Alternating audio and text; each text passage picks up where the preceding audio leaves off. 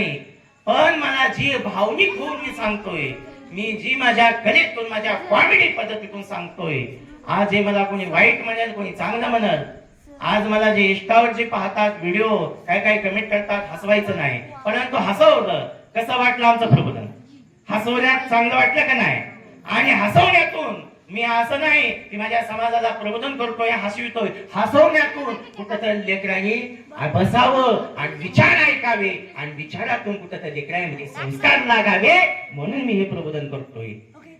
कारण बसण्याची कॅपॅसिटी वाढावी, काही तर हसवावं, काही तर मनोरंजन करावं आणि दिवस काढावा असं नाही. अरे जी माझ्या अंतःकरणातून जे मला सुचल, जसं येईल जसं नाही येईल तसं मी प्रबोधन करतोय. दादा गाव तिथं जातोय, 4 येऊ 2 येऊ 5 येऊ 10 येऊ, कोणी आलं ना आलं, माझं पेरण्याचं मी काम करतोय. शेतकरी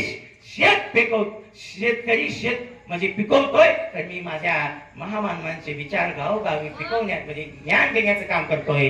तर दादांनो, काय माझं चुकलं असेल, काय चुकलं का? चुकलं का? जर चुकलं हुकलं असेल तर मला माफ करा, आपला मुलगा समजून. शेवटपर्यंत आता रक्तात रक्त आहे आणि श्वासात श्वास आहे, तर मी प्रबोधन घेणार, सांगणार आणि एवढं बोलतो. सर्वांना जर काय मनातून भावना दुखावली असतील तर मला माफ करा. आले त्यांचे आभार.